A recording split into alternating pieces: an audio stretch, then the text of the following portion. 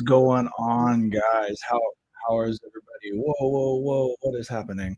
All right, what is going on, guys? How is everybody on this noon midday Friday? Because apparently, I don't think anybody freaking works. Oh man. Um, First of all, I want to appreciate everybody for stopping and doing this. The guests, you know, you guys are important, and this is a hot topic, and everybody wants to talk about it, and it's been done many times. So I thought I'd be different, like I always try to be, and bring in some experts. Ray owns Indian Motorcycle Hollister. He'll be joining us in a little bit to talk about the dealer, and he used to be part owner and president of Indian Motorcycle when they revived the brand pre-Gilroy days. I'm not sure on that history, so it'd be good to ask him. And then people like Brandon Davison, you know, he is the Indian Motorcycle audio specialist, but his whole livelihood is mostly Indian Motorcycle. You know, he does Harley. Listen, if you have a Harley and you want some audio done, Brandon is still your guy. Okay. That is just the truth of it. But if you have an Indian and you want some audio done, Brandon is really your only guy. I mean, there's other guys, but boom, Brandon is your man. So check him out. He's coming on to talk about what his thoughts are. Really, there's no rules to this. And then, of course, you know, I wanted to bring in my boy Chris, and he is a podcaster from Throttle and Iron. And you know, he's an enthusiast. You know, his podcast is not Indian centric, but I say it's like Fox News. It's like 90-10, 90-20 balance. But no, he has Harley guys. They just talk motorcycle. He's an enthusiast, baby. So I wanted to bring him on here. We could talk about his podcast a little bit, what his thoughts are. He's relatively new to riding. I'll let you guys hear his story. And then we got Mike from Ride Culture. Again, just like Brandon Davison, you know, his whole business is surrounded with Indian motorcycle. If they went away tomorrow, these guys would be like, how the heck am I going to feed my family? So Indian motorcycle is important to these companies and these people. And so I wanted to bring them on to talk about this. And really, we're just going to kind of full send it, see what you guys do. Leave comments, you guys. If you leave comments, this is how we're going to get everybody really to answer these questions, you know? So without further ado, let me bring in some of these guys and introduce you guys. We're going to start with Ray from Hollister. Hey, what's going on, Ray? Freddie, how we doing, brother? Everything good? You know, listen, there's a lot of people in this world that would trade me problems. Okay. That's what I like to say. Okay. That doesn't mean I don't think they're problems, but they're good. So, we're going to like it. So we're going to get into this. I'm going to just introduce everybody. We're going to bring them in. It looks like we got like 5 of us. So I appreciate you looking good. You're sounding good. And man, I do appreciate, I know it's 10 in the morning in Cali. Are you at home? You're in Cali? Or you just carry an office with you everywhere you go? No, yeah, we're California. No, I'm at the shop. Yeah, okay. I'm at the shop. Where you are almost every day, right? Yep, yeah, exactly. So, all right, let me bring in Brandon Davison. Brandon, can we hear you now? We cannot. So the Davison audio specialist is having audio problems.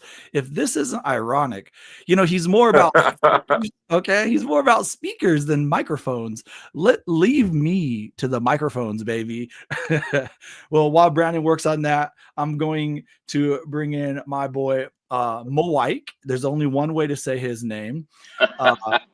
And Mike, man, I know you pulled this out of nowhere. You're sitting in a closet somewhere at work during lunch hour.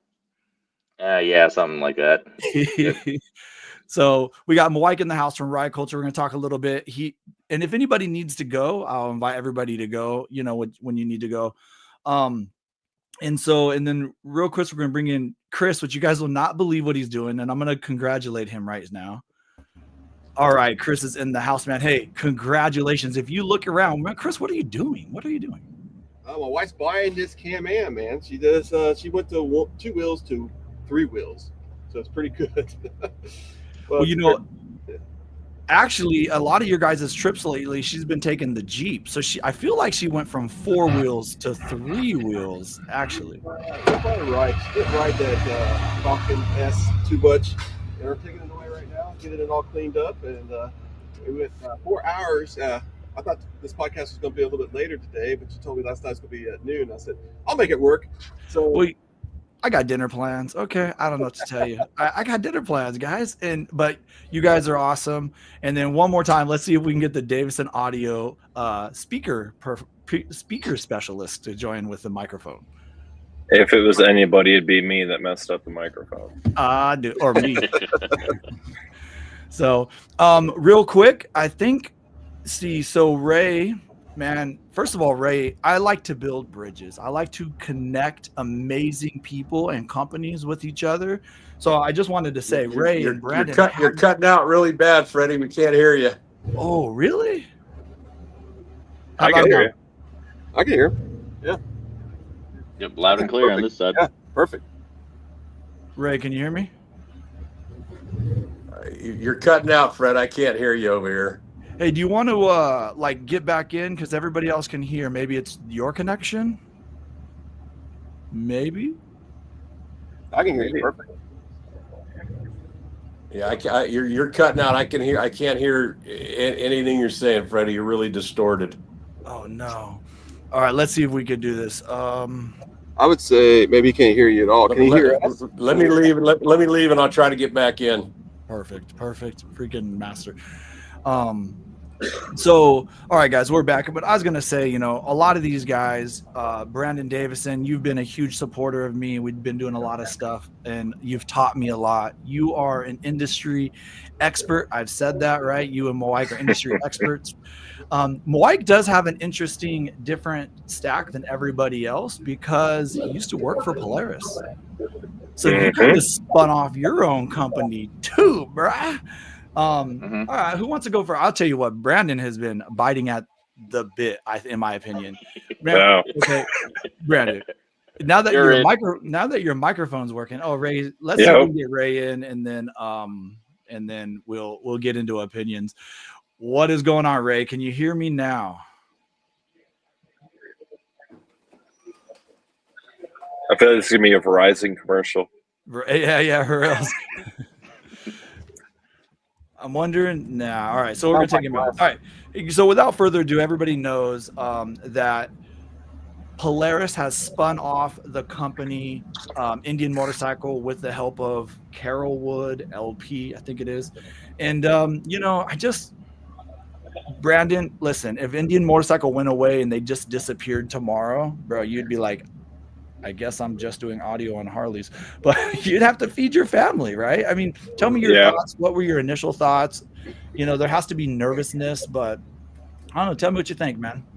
I mean, to a point, there was a little bit of nervousness, but to be honest with you, like from what we've seen Indian grow into, from leaving, when Polaris took over Indian to now, like the growth that we've seen from Indian in that time period, I'm not sure that I'm really all that worried about it, to be honest with you. I'm hoping that it brings a little bit more flexibility with the company, because I think there's been some things that we wish they would do differently with some of the bike stuff. But I think overall I'm excited about it. I'm excited to see what it brings moving forward for the company being its own company. I think all too many people are jumping in, and everything I've seen is like, oh, well, Polaris ruined Victory, they're going to ruin Indian. And I don't know. I'm not going to play into the negative mindset of it, because if we focus on that, that's what we're going to get. Yeah, a lot of people, even like Father Sadusi, I don't know how this is, but he says too much negativity out there. I like the whole positive future. And new to the Indian family, so we would like to welcome you to the Indian Congratulations. family. Yeah, and there has been, I think, sometimes real talk, right? Real talk is people sometimes are scared of change, right? And you were saying a little bit of challenges with Polaris. Hey, Mike, you know anything about challenges with Polaris? So Mike from Ride Culture, real quick. Mike from Ride Culture, he is an electrical engineer. If anybody doesn't know who Ride Culture is, go check him out. They have the baddest bag lights on the market. It's super cool. Also, real talk, great friend. I mean, I hang out at a shop all the time. I even got keys, which is crazy. But Mike used to be an engineer for Polaris. So go ahead. The floor is yours. You know I talk way too much, so go ahead, man, and Yeah. let's. So I wouldn't call myself an electrical engineer, just like a general engineer. I just messed up electrical stuff enough that I kind of figured out what I was doing. But yeah, I used to work for Polaris as a technical curriculum developer in the engineering department. I started out on Slingshot, but then I got to look at everything else while I was in there as well. So helped with razors, and then all of a sudden, like Polaris decides to buy Indian Motorcycle from Kings Mountain. So I was there for that transitions, and I watched the entire thing. It was really cool. One thing about working with Polaris is that you have to understand that their entire business is built on ORV and now boats and stuff. So if Indian Motorcycle was left inside of Polaris, as a business person, you're going to take the investments that you get and all those things. You're going to make money for your investors and your shareholders, and that's going to go straight to ORV and all that jazz. And so you're going to leave Indian Motorcycle to the side a little bit. I'm pretty excited for the Carrollwood purchase because they didn't just purchase the brand. Polaris is still part of Indian Motorcycle in a way, like as a minority shareholder, but Carrollwood also purchased all of the facilities that is Indian Motorcycle. For example, the folks in Spirit Lake, those guys still have a job. You know what I mean? They didn't just buy it and then shut it down and then take the IP. They're going to build this company as a standalone motorcycle company, and it'll streamline processes and cut out some of the bureaucracy. That's what I think inside. I think that's one of the biggest things. Sorry, we're still trying to get Ray in. What sometimes you're talking about streamlining, and I think that is one of the things. It's like you always got to go, and borrow and this, and they're heads on just going for it. Maybe this was their way of managing the company, right? Going, hey, let's let somebody else that's just going to be all in, and then we're going to sit in the background and really just profit. I don't know. I mean, I have an idea, and I'll save my idea for the end maybe, but yeah, I think that streamlining, expediting decisions, I do think there's some scariness with it. And I'll tell you, you're talking about the employees, right? 900 employees. They all got a memo 1 hour before we got the memo, and we're all going, oh no, our motorcycle. Well, they're more like you, Mike and Brandon. If that shit goes away tomorrow, all 900 of them are trying to figure out how to feed their family. So it is a real deal. I do want to say that I appreciate some of the employees of the Indian Motorcycle Factory have actually messaged me, and as there's a little tentativeness, they're all very excited about the opportunity because they literally give their blood, sweat, and tears to grow a brand, and the bigger it gets, the better that it is for them. So I'm going to bring in Chris here from Throttle and Iron podcast. And dude, you're an enthusiast. I know you've been riding for 3 years or so. Go ahead and tell us a little bit about yourself. And as an enthusiast, were you scared or nervous, excited, or what was your first initial thought? Well, I've owned, sorry about the noise in the background. I'm actually in Decatur, Illinois, traveling. But anyway, I didn't want to miss this great opportunity to be with Fish. It's very slim to none sometimes. But anyway, you're so busy. Anyway, I've owned 3 Indians. I had a Indian Chief, Bobber, and it was the newer version, and also had a Challenger, and then I recently just got Pursuit. And I love Indian motorcycles. I mean, I looked at a ton of the competition, and I decided to go with Indian. When I first heard this, you got that little sinking gut feeling, but I think it's really good for the brand, and I'll tell you why. It's because Indian was only 7% of Polaris sales. They did $437 million for them. But all that money that they were making, that revenue, they still had to put a piece of paper on somebody's desk to get things approved. Now it's all Indian. It's going to be easier for them to get stuff approved, because the duty, that kind of stuff, is only going to be for Indian motorcycles and all the people that love Indian motorcycles out there. Yeah, I agree with you. Yeah. So this is what this is what I think. I think that they wanted to take it to the next level. And to do that, they have to put in some people that are just going to be like those 900 employees. They need to take the management, and they all need to dive in and go full at it. So I'm going to come back to, thank you, Chris, or whatever. Thank you. So here's Chris. I'm going to tell you guys a little bit about Chris real quick. Okay. So he is the owner of Throttle Iron Podcast, but he is also an upper level management of some retailing. And he's talked about that. So he's a big numbers guy. So you talk about that the check on the desk, right? That's Chris. He gets to see those checks. He gets to see those numbers. So it's funny. He's the first one to go, oh yeah, did you see how much they paid for it? And it was 7% of the sales. That's why he went there, because he is an upper level management kind of guy. So he understands the power or the difficulty of fighting with budgets and all that kind of stuff. So we're trying to get Ray in. I'm gonna tell you a little bit about Ray. So he helped revive the brand. He was president of Indian Motorcycle when they brought it out. And maybe I'll have to bring him on someday when we get everything working out correct. But he is very passionate about the brand, and now he's a dealer. He was the third dealer in California to sell Indian motorcycles. He sold Victory prior to that, and now he sells Indians, man. And he's ecstatic. And I'll tell you, I hope that the Polaris looked at a lot of people as competition, right? Mike, you've seen that. And Brandon, I think that they're maybe going forward with the new CEO, Matt, right? Matt Kennedy. Yeah. I think Matt Kennedy's his name. Working with dealership. Mike? Oh, I said Matt. Yeah, you're right. Mike, thank you. Somebody's correct me. Oh yeah, I should look at the comments. So I'm hoping that they reach out to aftermarkets and stuff like that a little bit more. And there we go.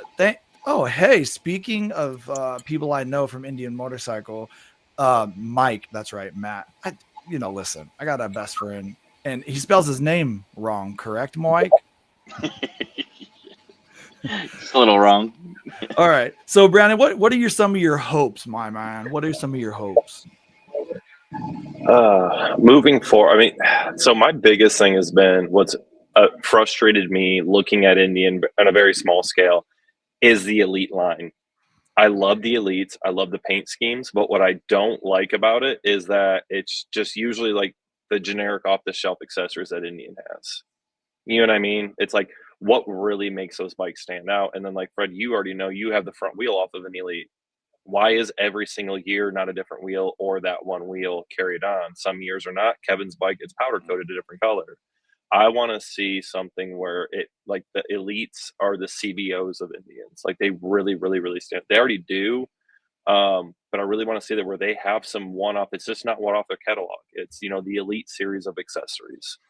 See a little bit more room in there. And I think that's going to come down to relationships with other companies that are passionate about it. Like, Mike's got the aftermarket lights, and you got people like Kraus and these other companies coming out with awesome billet parts for these bikes. Like, why is there not collaborations between these companies to come up with one-off products for these bikes each year, which we all know there's a bunch of people passionate about it. And I think moving on from there is just openness to the aftermarket community not being competition. Playbooks that we're not competition. As you guys all know, Fred, you and I have talked about it. Mike, we've talked about it.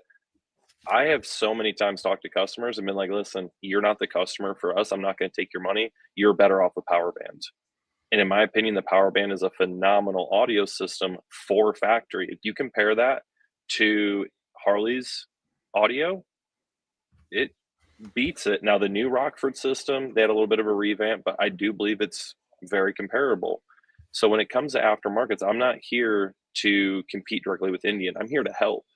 And I think that's a big thing you touch base on, is a lot of us guys like myself, Mike, you, BC, and some of our other friends were so passionate about this community and this motorcycle platform. That's why we're all in. And Mike can talk more about it. He's going all in on it now too. So Yep. I'm excited. Yeah. So the sale of Indian couldn't have come at like a more interesting time, because as my close friends know, I'm like, oh hey, by the way, I'm gonna quit my full-time job and do ride culture 100%. It's kind of the scary leap, and then that news came out, but I'm still super excited. One, because I know that the community is behind the brand. And I think that the new CEO, being that he was a Harley guy, he was a Rumble on guy, he's seen the multi-line dealerships, and I think doing that is gonna be a step away from the Polaris / Indian branding, where like you have to have X amount of space and you have to be this and that. And enable all the other aftermarket folks to play in the space. For example, the top dealerships for Indian motorcycle are like your Pikes Peak, your Hollisters, your Music Cities, that do a lot of aftermarket stuff. You're like a couple of years ago, it was Lloyd's that was on top of there. It's those individuals that offer those special parts that people want, because bikes are toys. We're in the United States. It's not our main form. Well, for most of the people, it's not your main form of transportation. Daddy wants to make cool stuff, Daddy wants cool stuff on his bike, or mommy, or whatever. You want that cool stuff on your bike, but if you can't get it from your OEM dealership with people who know what they're doing with your specific motorcycle, that's a problem. And the more people we have working on these Indians, the more knowledge that it is to share. Like me and Brandon share knowledge all the time, and it's great. I'll say one of my favorite things about Mike Kennedy, the CEO, is kind of what you guys are echoing. But one thing is, he did 20 plus years at Harley Davidson, so he understands the value of culture and what it's actually like to be a motorcyclist. So he does know that mommy and daddy want to make their bikes different. He understands that. He understands when you make a great product, people want to be here, right? And they're going to continue to come back.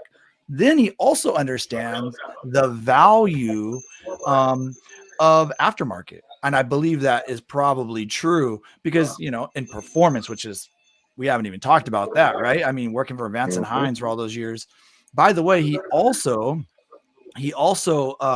was CEO when Vance and Hines went racing, bagger racing. So everybody's a little nervous about that. I think we're safe. Hopefully we see our bagger racing keep going.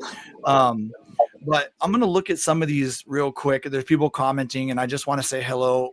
What's up, Pursuit of Happiness, man? Long time no see, dude. We got Jason in the house.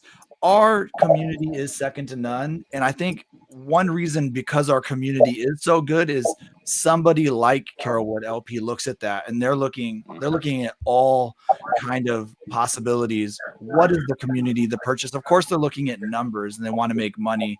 I'm still going to save. Hang on a second. Hang on. They're right here, baby. Sure. My elf ears, my troll ears. Is that how I should wear it? Which, by the way, don't actually look like that. I'm just throwing that out there. Where's my eyebrow? Somebody asked me the other day, like, do you have any hair at all? And I'm like, dude, my hair is crazy. I'll tell you, if somebody was going to run your company, would you want the person to be like, yeah, I'm really good at Top Golf, or hey, we helped build race bikes? Oh, by the way, is this a golfing company or a motorcycle company? I mean, just throwing that out there. Anyway, our Indian adventures are in the house. Back to what I was doing before I got the ear I think thing. Fish. I think he made a statement, and he said something like, strap your chin straps tighter and put it in next gear. That's what we're going to do. He Yeah, made an not announcement to all his employees. So grab your 9-iron. We're going for Eagle. No. If you don't know what I'm referring to, I just want to say the new CEO of Harley Davidson was the CEO of was it a pizza company? Can't remember which one. Golf. Yes, yeah, there we go. And also Top Golf. So but it's cool because the lead chairman was like a high up in Starbucks. So I guess if you want to ride your Harley to Starbucks, it's going to come in all the infotainment centers. And I don't know if you guys know this, but Top Golf is in trouble. They actually are. I mean, they're just not pulling in enough money in. It's costing them all money to run them. Because what happens is, because I was doing some research on Top Golf when the new CEO came out, Top Golf actually is, people want to go once and that's it. So they don't have the return and investment of customers. It's like, hey, let's go to Top Golf, and then it's, oh, this is expensive. They never go back. So they're really in trouble now. They got too many cities and that kind of stuff, and they're just losing money left and right. Yeah. Imagine Chris dove into the Top Golf. See what I'm saying? That's why we had to have Chris on here, because he looks at all that stuff. Me, here's the problem with me. I go to Top Golf, which is fine. It's fun. My friends go. I swing for the fences every time. I am not a golfer. Okay. Just because I'm at Top Golf doesn't mean I'm a golfer. So just because you're at Harley Davidson doesn't mean you're a biker. Okay. So, or motorcyclist, right? But anyway, hey, so Brandon, so are you trying to say that the next Elite Series should probably come with some M1 Bryant lights and Davidson audio? Just throwing it out there. I'm just hit you up, right? I mean, I'd be all for it. One thing Chris said, though, that I wanted to touch base on is my opinion of Top Golf. I've gone a couple of times, but it's been over different states. Panama City just got one recently. But the reason I don't have a burning desire to go back there is, no offense, it's the same. It hasn't changed since it opened. Like, we went there and all they changed was, like, now when you swing, you can play Angry Birds on the monitor or something. But I'm like, okay, cool. Like, you want to change something up? Put a scoreboard on the little golf cart that rides around. Super easy, bro. Like, I won't even charge them for that change up. But that can be applied to Indian motorcycles. Is we never change. Like, if they were like, you know what, cool, Indian Challenger came out, bro, we're good. We've got that. And then the Scout 101 never came out. You know what I mean? If the company stays stagnant that long, it's never going to grow. It's going to be the next Top Golf. So I think it's important to see this new CEO coming in, having backgrounds in other industries, to see how, one, that's relatable, but two, how to grow something like that. It's applicable here as well. But it is awesome that he does have experience with Harley and Vance and Hines, and will be bringing that into Indian. Yeah. And also he was CEO of Rumble On, which Rumble On is the parent company. They owned the most Harley Davidson dealerships out of any firm of, people, right? Companies or individuals or whatever. They owned the freaking most. So, he understands dealerships, and as you were talking, Mike, some of these dealerships, I think they're struggling, right? They are. RIP Indian Motorcycle St. Paul just closed down, and we know that was, they had some great years, and obviously, I don't know why they closed. I'm not part of any of that, but it's not easy, Mm-hmm. So I think having a CEO that's been like, hey, dude, I've been in charge, and he's probably been in a dealership a bunch of times. Go ahead. So let's talk about that for a second. So let's just come to terms that sometimes Harley Davidson is looked at as a PG&A company that is also a motorcycle company. Like, I bet you sell more Harley shirts in Sturgis than you do sell Harleys. Like, they do sell a lot of Harleys, though. Yeah, they do sell a lot of Harleys, but your PG&A monies versus like motorcycle sales, that's going to take you up there. And then the aftermarket for Harley Davidson too is crazy. So that's where I'm excited. Where if this guy did play in the Harley space a lot. Maybe that she'll change the Indian side a little bit to maybe, let's just say Indian motorcycles didn't ever exactly get their sizes of their shirts right. You could buy a medium one day and it'll be like an extra large in a medium the next day.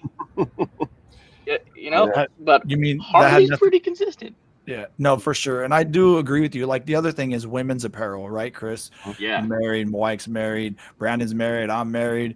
And it's like when I go to buy a shirt, I don't know if I'm buying it for the wife or the daughter, and styles that don't always love it. And I mean, this has been a real challenge. I know, Chris, you've been all over lately. You went down to Jack Daniels and you've been Myrtle Beach or something. I think you went. I mean, you've been all over the country. And one thing you keep talking about is you're going to Indian motorcycle dealerships looking for t-shirts. So it's easy for you, but for women it's super hard. So I do think it would be cool if Mike, I keep wanting to say Matt, hopefully his middle name is Matthew or something. Mike, that'd be hilarious. But if Mike recognizes those challenges and brings that and helps with the dealership. What do you think, Chris? I see you took yourself off mute. Go for it, bro. Floor is yours. Yeah, I think my wife, Les's wife, every time we go to a dealership, they go look at the clothes, the apparel, and it's always like secondhand kind of stuff. It's all gone through. It seems like dealerships doesn't, I don't know if they have a limit that they purchase. That's it. It's usually it's not in their size, or if it is says their size, it's too small and it doesn't fit right. I think that's something they could work on. But I mean, to be honest with you, I know we want them to focus on that, but we need them to focus on good motorcycles.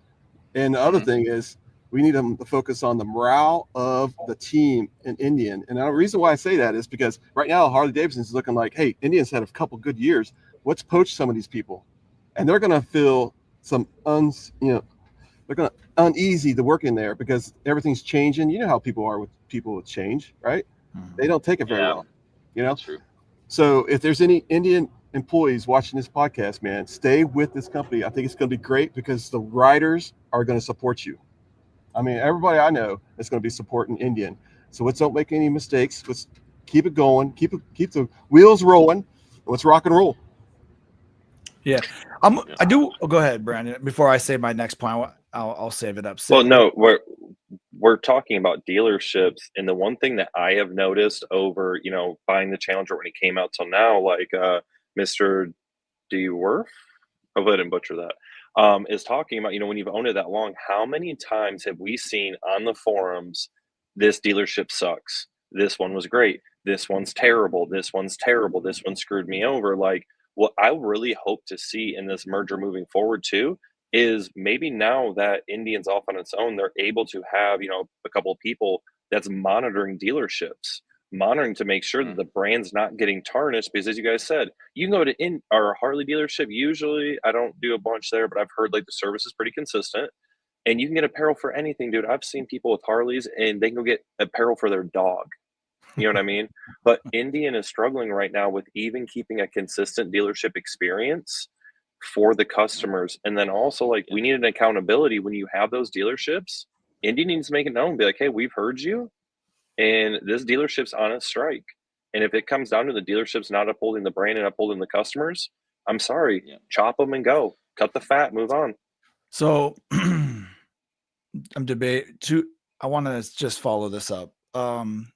One thing about, I think Brandon knows a lot about this and everybody here, but I'm not going to get too much into it. Hey, Fish. When you don't have as many dealerships as Harley Davidson, if you have a bad dealership, it's like it's multiplied, So if you have one dealership within 100 miles, just say, right, and that's the only one you like, and all of a sudden you don't like them, how far do you have to go? It sucks, right? And I think Adventure of Bearded Barber says here, he loves the strike idea. Listen, there's bad dealers, okay? And I'm lucky to have friends that are good dealers, but there are bad dealers, and I've had some bad experiences where I will still maybe wring the neck of some of these fucking guys if I run into them. I don't care. It infuriates me.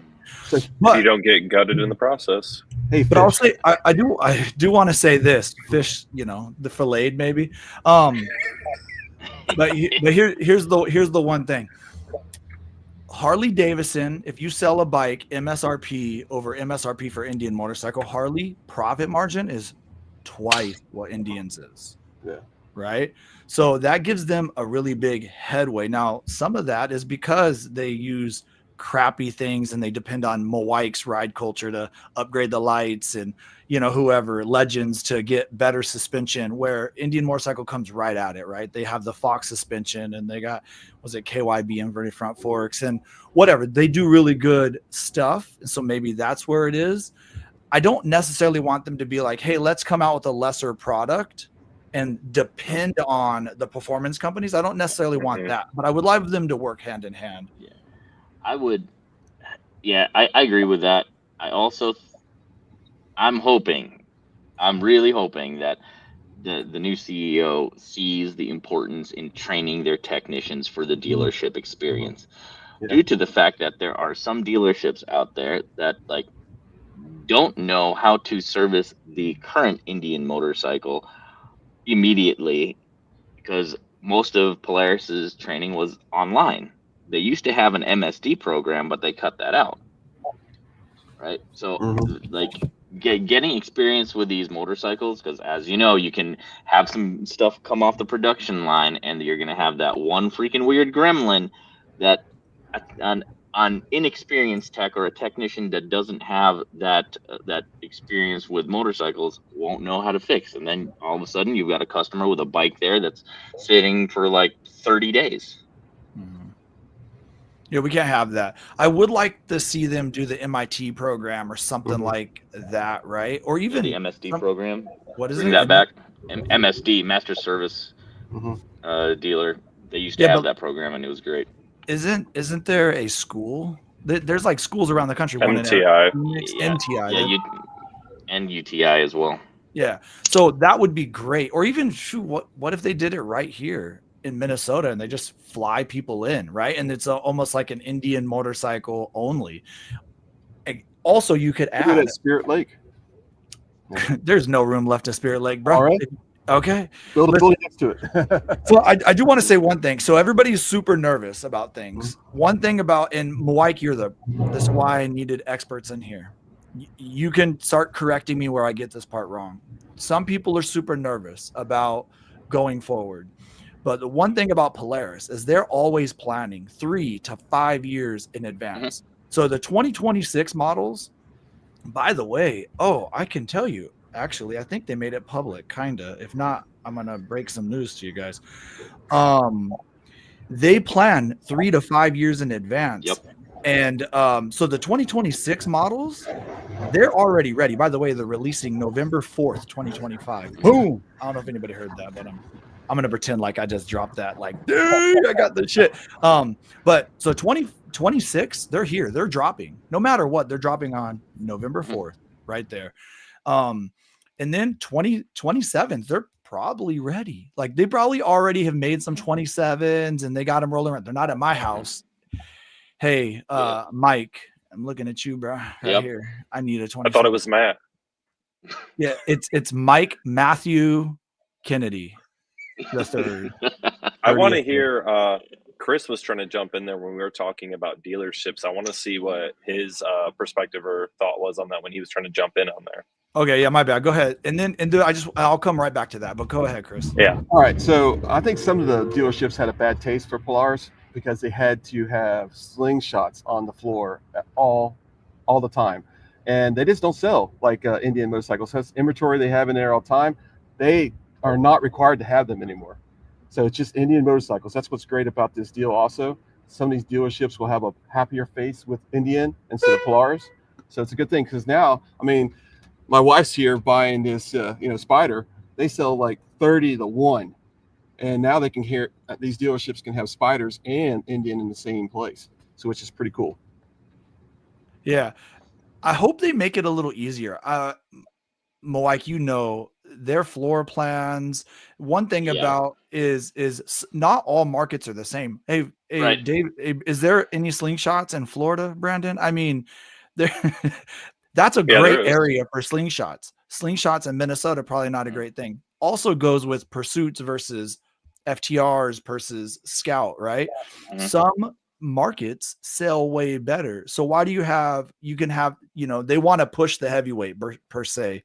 But what if you live in an area where you're in LA and everybody just wants freaking scouts, I think that would be a great advantage going forward. And when you had a guy that run dealerships, he understands that probably, instead of just pushing him off the line, I mean, also, once a dealership takes a bike, I'm pretty sure that counts as a sold unit. That doesn't actually mean that it hit the market. It could be sitting on dealership floors, right? So Polaris, they don't want to stash a whole bunch of bikes either. They're trying to get them on dealership floors. So I'm hoping that Mike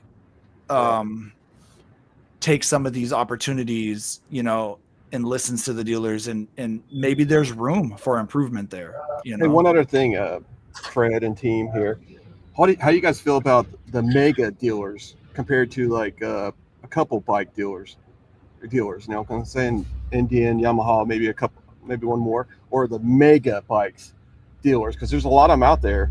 Are they really concentrated in selling Indian bikes? Oh, Yeah. So to your point, Chris, I think what you're trying to say is, and just give me a thumbs up, is you're talking about a dealership that'll sell like Indian, Yamaha, and other stuff as well, right? Versus just Indian. Okay. So that is what we have called, as I've talked to my buddy here, I've talked to other people. That's the difference between people that sell motorcycles and people that sell units. And for the people that don't understand that, is you go to a dealership, like with side-by-sides, like I'm in this location with my closest friends at Fraught that owns Adrenaline Rush. They sell CF Moto, Segway, they're units, you know what I mean? But he's passionate about them. So when you go to, and I'm not going to specify, there's a dealership near us that is that way, and they sell units. And when you start saying like, oh yeah, we sold 36 units. Okay. But you go to our friends like Music City or Pikes Peak or my local dealership, but hey, what'd you guys sell? But bro, I sold 6 Pursuits, I sold this, I sold that. They know what they sold and they remember their customers versus it just being a unit. And they know what they put on it. They know the specifics of the bike that they sold the individual, and they'll keep track of that individual. So it's more of a bespoke type of interaction versus I'm just going to push units out the door. Yeah, I agree with that. So I think that what's the flavor of the month, right? I mean, if Kawasaki's running some great rebate that month, they might just push the Kawasaki's, But I think this is what I believe, that when you have a standalone dealership, kind of like Chris just mentioned, that's the Indian Motorcycle Hollisters of the world, Twin Cities Indian Motorcycle, Pikes Peak Indian Motorcycle. These guys, they are enthusiasts about the brand, and they have to be, and they have to have all the knowledge. I was at a multi-line dealer, and a buddy of mine was buying a bike, and the dude didn't know nothing about the bike. And I literally just stepped in and I go, did you show him how to adjust the shock? And he's like, what do you mean adjust the shock? And I'm like, it's on the infotainment. I said, but step aside, bro. Okay. I swear to God, I did this. The dude was like, well, I forgot about that. No, you didn't forget about this shit. You just don't know what you're talking about. It's only been out for freaking 4 years. You have no idea what you're talking about right now. And I went through and did a walkthrough with this guy, adjust a bike, the suspension, whatever, all this stuff. Helped him set up his phone, like this most simplest stuff, right? So I think that's the problem. That guy was trying to sell units, right? Where I'm an enthusiast for the brand. I just want to finish my last thought about the Polaris thing. Right now, they can buy the company and Carrollwood LP. They already know the next 3, 4, 5 years are planned out, and some of it's set in stone, some of it's set a little bit softer, and then some of it are just ideas for 5 or 6 years out. And so they don't have to make huge changes here for a couple of years. You know what I mean? But standalone dealers are hard. And so if you're not the Pikes Peak or the Hollisters of the world, you have to figure out how to make money, or you end up like St. Paul. And one way is service. And our Indian Adventures, he has a YouTube channel, go check it out. But listen, he is not wrong. When you have only 1 or 2 techs, because you can only get 1 or 2 good techs, and you have a 90-day freaking wait, and you got to go, that's a problem, right? You probably make more money on 2 or 3 or 4 services in a day than you would selling 1 or 2 bikes. Realistically, service departments keep the lights on, is what a lot of people always says. Lloyd Greer owns Twin Cities Indian. I mean, just like Vincent Hines, right? He's made a whole career out of performance. I almost guarantee his service department keeps everything going good. You know what I mean? At least that's the hope, right? So, talk about, I want to say this real quick. He wasn't a fan of Ride Now. I think that's, again, it's because of the units, And, so I've dealt with Ride Now, and I only had one good experience, and that was in Phoenix, because it was a Indian dealership attached to Ride Now, but they had a clear differentiator in them. It's like you would walk in, they had all the off-road units, whatever, and then you walk through like another garage door into their Indian section. They actually had Indian employees, but the one that's near me here, it's the same way. They're units. It was not a good experience at all. Yeah. It's interesting because Ride Now and Rumble On have since merged. That company is one, which is interesting that you got one company that now has the most dealerships for Indian motorcycle and Harley Davidsons. You want to talk about cornering a market. They can literally set resale values by themselves. I mean, if you think about it, you have all these guys that are like, this is what something's worth for both brands. Is that a problem? I think Chris could speak on that. Chris or Mike. Yeah, I feel like we need to bring Chris in here. Come on, Chris. Say something, and then I want to. While you're talking, I'm going to read some of these comments. We had a dealership in Cincinnati, northern Cincinnati, that just opened about 1.5 years ago, and it was on the Ride Now platform. They own a Harley Davidson local also, and they just shut it down like a month and a half ago. It only was open for 1 year, so they're there for the money. They're there for the numbers. And every time I went there, it wasn't really a personal experience. The local dealer that was in Northern Kentucky was a much better. That was Ride NKY. Everybody loves that dealership, and I think they just had swift competition. They just couldn't keep up with them down there. I mean, they're only like 40 minutes away, and I think that's where sometimes having too many dealers too close to each other kind of cannibalize each other. So, yeah, that's what I would think. That's what I say. Sorry. No, it's cool. Just so you guys know, I do have an email out to Mike, and I did put Mike in the email. I'm trying to get him on as an interview. I want to interview him so bad and talk to him about all these kind of things. And don't worry, I will suggest Davison Audio. I think this is the third time. I want Davison Audio on one of our bikes. I mean, by the way, I got it on my bike. So if you want to know here, you want to hear Davison Audio, it's like going to the concert. Okay, that's all I'm saying. Spicy is next level. Chris knows. I've bet Fish a few times, but I've always heard him first. And it sounds crystal clear, by the way. Crystal clear. I got a brand new bike, right? This past weekend, and I haven't even turned my radio on because I don't want to hear it until I put a Davidson system. Hey, real quick, Mike. Yep. How does Davison Audio sound from the back seat?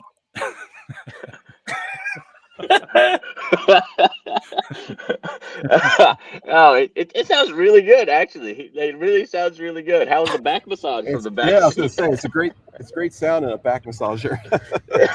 So Mike, I just want to say this real quick. It was a funny idea. First of all, he needed a ride to the dealership, and I was like, yeah, I'll take you. And then I was like, wouldn't it be funny if I picked you up on Spicy? And he's like, yeah, that'd be hilarious. And we're laughing about it, right?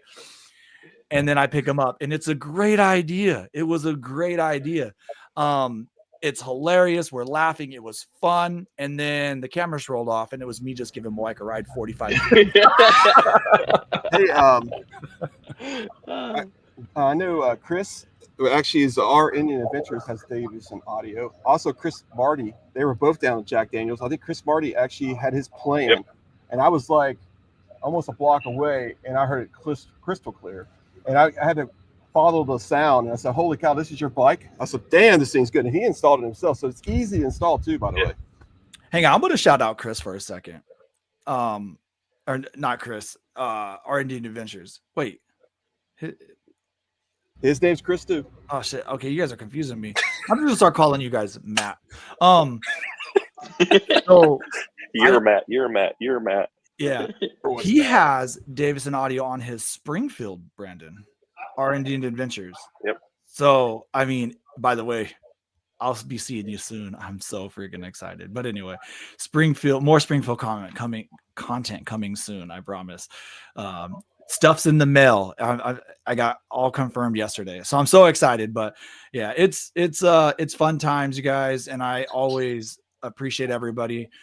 What else? Fred, yeah, go ahead. Fred, if I can take a quick second, I do appreciate you guys and all the kind words, but I do really have to give credit where it's due, and it's due to the companies that we deal with that make these things possible. Like when I first started in my garage, I had the honor and the privilege to meet the people that I did, like Chris Lowe, who owns Garage Bagger Stereo, Chris Purdue, and Dirk, who owns 309 Custom Audios, which shout out to Dirk. He just got a 25 Power Plus Challenger. So we're sending him up product. And then that all led to Carlos Ramirez at MBS Audio. And these are my mentors that got me into this. And then that stumbled into Cicada Audio. So Cicada Audio has been so helpful. They've been so behind me and pushing the barriers for the Indians, and just, it's amazing when you have a company that's just like, hey, if you blow it up, we'll figure it out. It's not a big deal. So they have really been the pushing and the driving factors to get me to do what I'm doing now, and working with me to make the speakers and the amplifiers that we need. And we're working on more and more stuff. That's why we stand behind these companies. And we'll have to get Chris from Throttle and Iron to come down to Florida, or maybe we'll cross paths and we'll get him set up so that way he's sounding good while he's doing his podcast too. That sounds great. Hey, I want to get off here pretty soon. I just want to say thanks for having me on. All right. Another thing is, when I was down there at Jack Daniels, and there's a lot of potential for Davis Audio. I mean, maybe 2% of the motorcycles down there had it. That means it's great potential there. We just got to get you out there.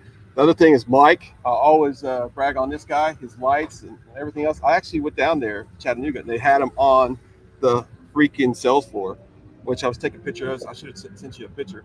But check out his lights. He's got the best tail lights for Indian motorcycles that you can buy. And I think that's about it. And Fish, thank you for bringing me on, man. Yeah, man. Hey, you guys. I know, by the way, there was a bunch of people in here watching this, and Chris literally took his laptop to do this and join us, because he is an enthusiast while his wife is buying a brand new striker, or I don't know, new to her, new to the world, whatever. Mm-hmm. But dude, congratulations. Also, thank you. What is it, Tuesday at 7 Central Time, 8 Eastern Time or something? Mm-hmm. All right. Yep, you got it right. It's 8 Eastern Standard Time. We have every Tuesday night we have a podcast, and we have had Mike on there many times. Hopefully we'll have Dave's Audio on there, and we'll have some other people on there. Yeah, he has a lot of good shows. He's getting ready. I think you have Room coming up. You got two Indians coming up. You got some really good guests lined up. I'm not on the thing because you know why? Me and Chris are working on something, but it has to not be a Tuesday at 8. So of course I'm all high maintenance and shit.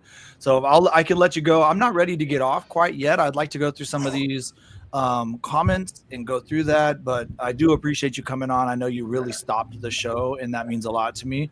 And I should probably put your logo up. Put this logo, that logo. There you go. That logo. Yeah, that's the better one. Yeah. Go back. Which one do you like better, the blue or the white? The green or blue. Green, yeah. Okay. Yeah. Not this one. This one.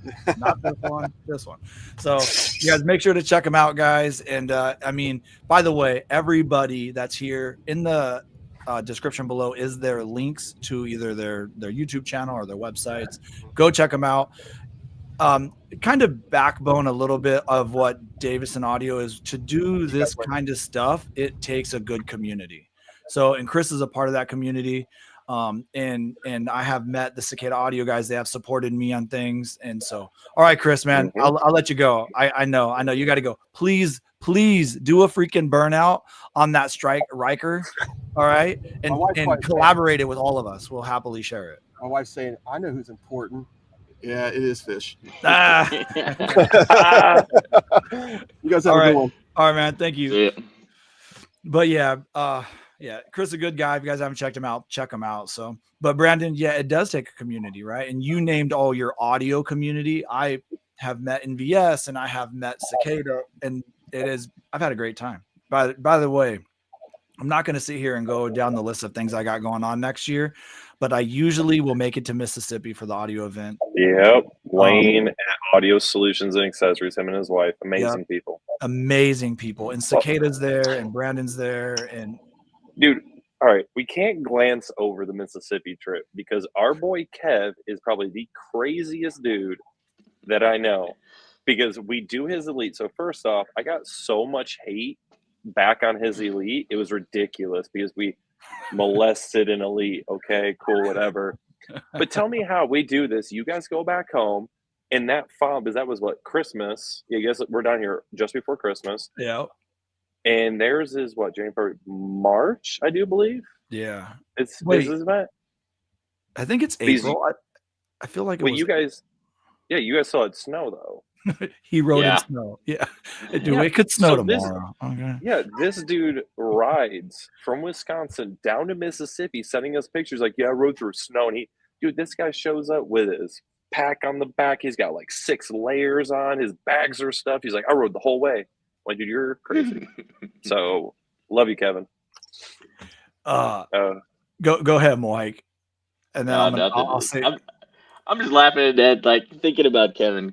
Like, I'm surprised he got all that stuff on his bike because usually he carries he's like Britney Spears walking around with all the luggage and like 9 pairs of shoes. No, 9 pairs of cowboy boots. Yeah, yeah, that's right, cowboy boots. I'm sorry. We got Black Candy's logo up here. You guys check it out. Here's the thing. We're trailering next year because we got Black Candy. We're going to have the Fold Springfield. Oh my God. And we're so close. We're so close. It's the end. The end is here.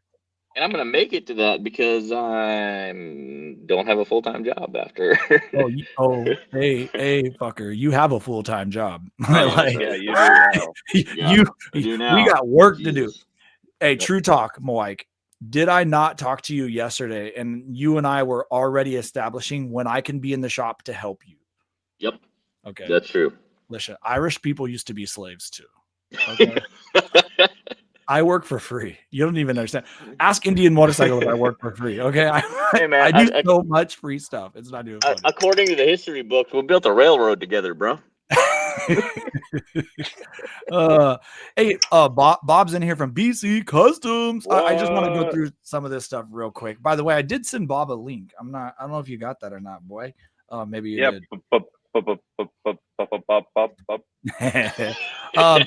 I wanted to say B. I'm not sure who this is, but congratulations on trading your bike in. That sounds like that's not current because you never looked back. But anyway, regardless, man, it's sick. Jason wanted to know how your Uber ride was. We kind of talked about that just a little bit.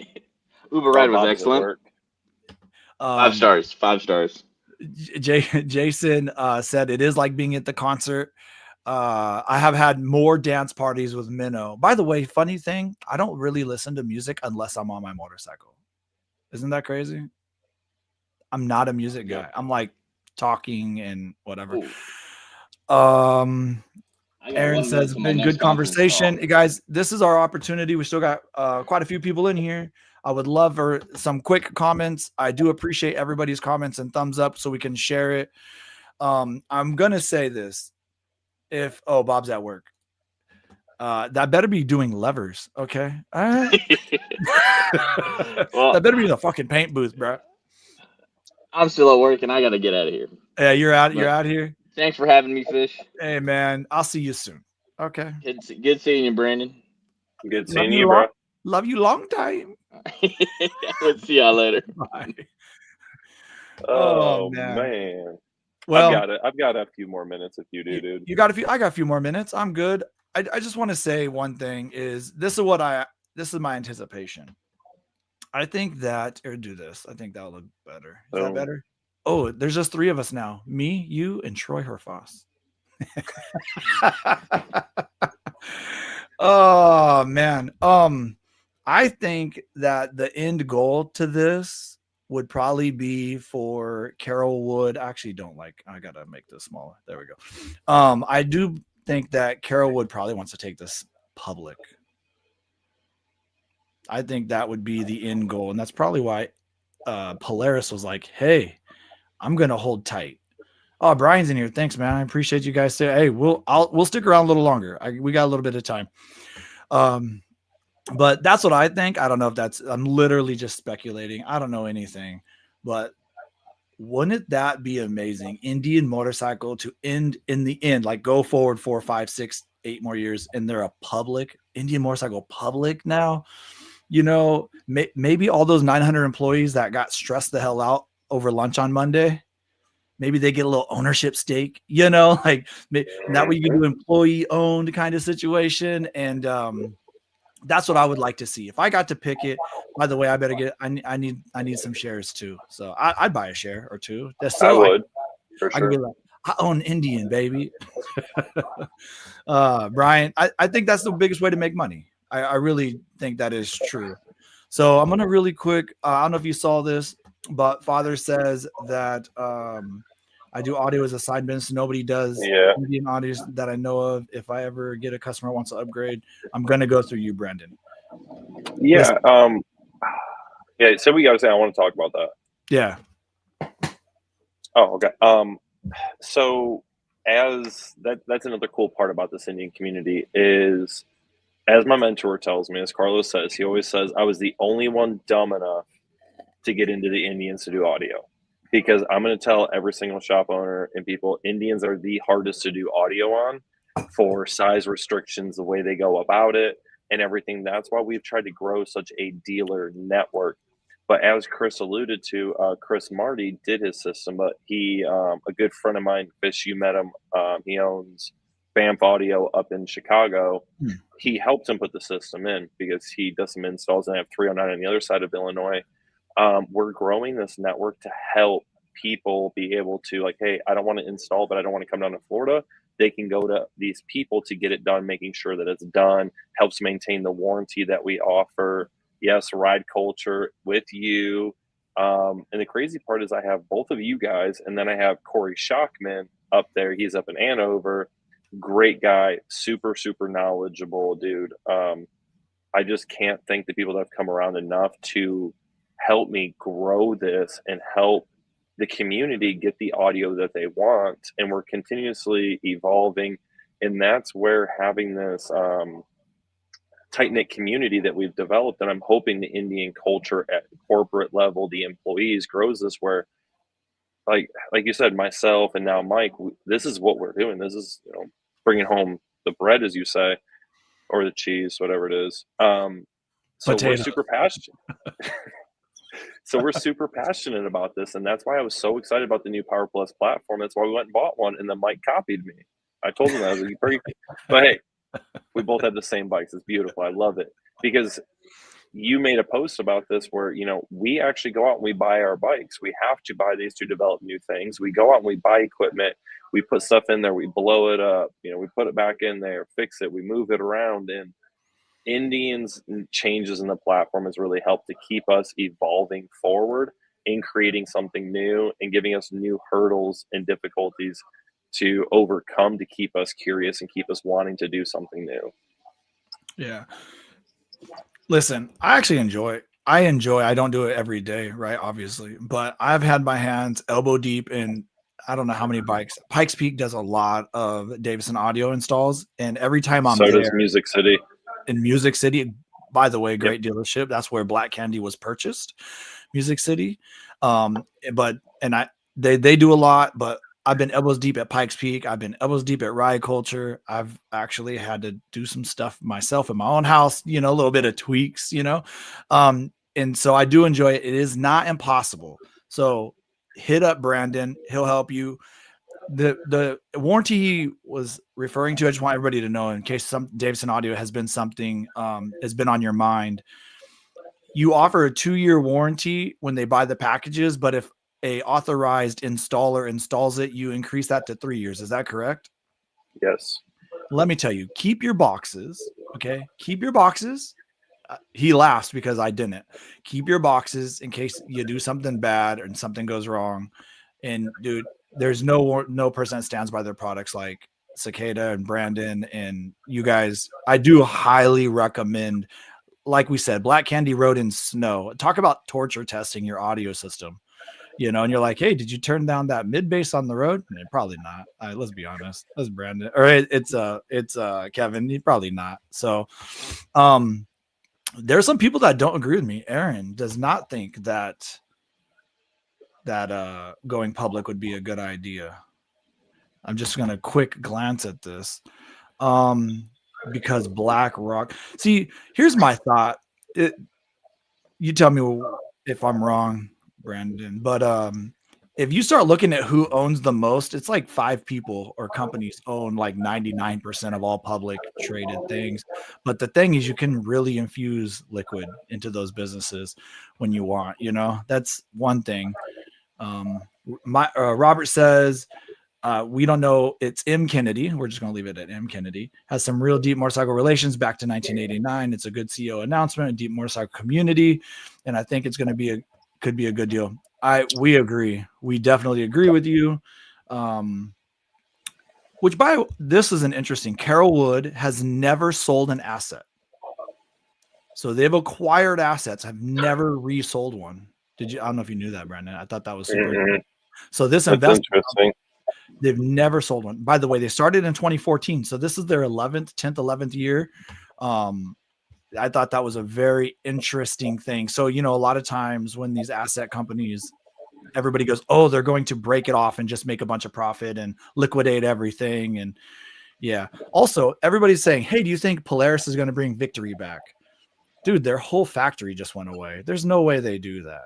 And they're still owners in Indian Motorcycle. So, unfortunately, by the way, victories were amazing and are amazing. They're still amazing. So many people are like, hey, when my victory wears out, I'm going to buy an Indian. I'm like, well, I guess you're never buying an Indian because you're probably never going to wear it out. Let's just be honest. No.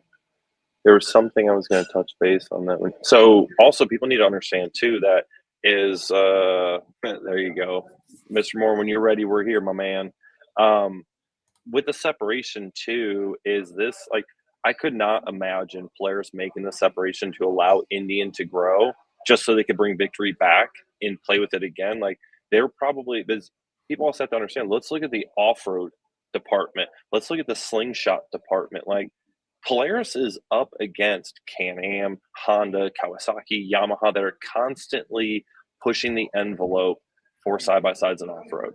So do you really think that Indian, like in my personal opinion, I could not as a business owner see Polaris being like, hey, we're going to allow Indian to go off and start doing their own thing. Let's bring Victory back in because we don't need to worry about the off-road department. We don't need to worry about, and I wish we'd brought this up when Mike was here, but I'm pretty sure there's a lot of changes coming to the slingshot as well moving forward too.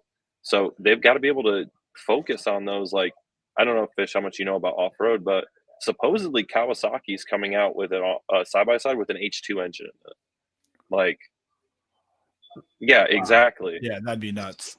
Yeah. Would be nuts. I don't know a lot about off-road, but I do know about H2s.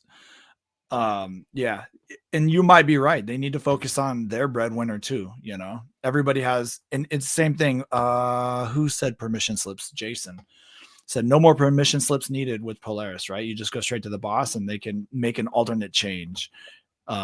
Yeah. By the way, I said something publicly that it was kind of scary because Indian Motorcycle doesn't have daddy's money.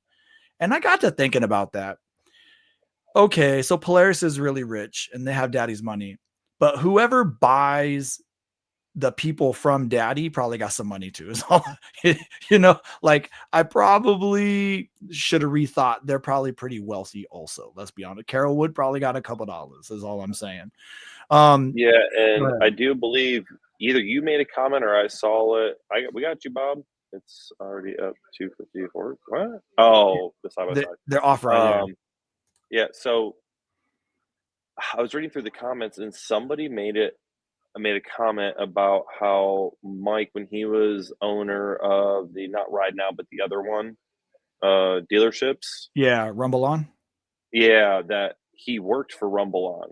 And he said he had a really good experience with Mike and how Mike was open to listening to people, not just at the corporate top level, but employees and dealerships and stuff. So that gives me a lot of hope that, I mean, dude, in all honesty, how cool would it be to see the new CEO do like a presidential campaign, dude? Like go out and be like, hey, I'm hitting up these dealerships. I want to see what my people on the ground want.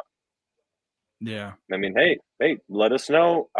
We could show up, meet the man, hang out at the cool dealerships. Let's do it. Let's do it.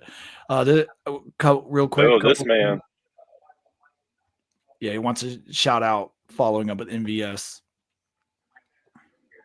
Yep, that's so that dude, this guy right here, man, he is the man. This dude drove. He rode. He rides all over the place. He calls and says, hey man, we got an audio system. No, I'm like, all right, cool. I don't think anything of it. Rides from New York City. Okay. Down to us, gets a system installed, rides down to Daytona, goes back home, and then he's all over the country, dude. He just traded in his like 23 Pursuit for 2025. And what he's talking about is we had a system pulled out by the dealership and NVS Audio just reinstalled it for him. Super, super awesome. One of our authorized installers and obviously my mentor. Okay. Well, I just subscribed to his YouTube channel because now that I see he has one, I'm gonna check it out. Oh, definitely. Yeah, definitely. Yeah, dude.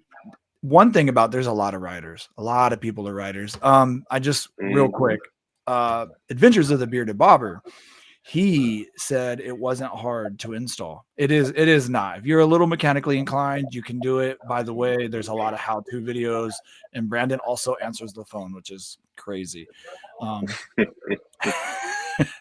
And did I have to call you a couple times ever? Yeah, but I want to let people know we're waiting on something to show up that's going to make it even easier, especially with the harnesses. We're dabbling in the fine details, like Fred, dude. And shout out to Fred, to Mike, to Corey, to all these guys, and even Kevin that put up with me when we went up there and trained them. Dude, I put you all through the ringer, man. We did like 6 installs that week. Yeah. And I know at the end of it, these guys are like, Bill, there's no way I would work for this guy. He is crazy. And I can be, but these guys did it.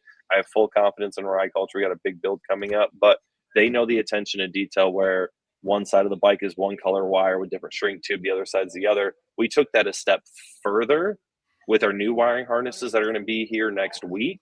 That's going to make it even easier for y'all to install them yourselves. That nothing's left unturned. I'll just put it that way. One thing about, and this is where we could compare you and Indian Motorcycle being a solo company, is pivots, innovations, right? Yep. So you have to remember, where does the yellow and violet color go? Maybe there's a way to make that easier. Maybe Indian Motors. This, by the way, we haven't talked about these guys at all, but Toast Performance is a great friend of mine. Yep. And they are the same way. They will innovate and change and stop and make things better right away. You know, they have the ability to do that. And so I think Indian Motorcycle doing its own thing gives them that opportunity to pivot faster. Where Polaris, maybe because they do plan 5, 6, 7 years, 3, 4, 5, 6, 7 years out in advance, sometimes it gets a little hard to pivot those, you know, so maybe there's a little like good and bad with that. I don't know. But yeah, that's exciting that something's going to be easier because, you know, it's winter. So people, if you want your Davison audio and you're in Minnesota, hit up Ride Culture. We'll do it. And it sounds like it's going to be easier and you get an extra year warranty, all the good stuff. This guy says Polaris built Indian into a $500 million business. It's not going anywhere. I agree. And I think that it can go more, right? I don't know what Harley Davidson was giant. Matt loves the idea. I'm not sure what idea he said, but I'm sure he's talking about all of our ideas are probably amazing. Excited about a new ride command. I think that I guarantee that's got to be coming, right? I mean, so they do 5-year increments, right?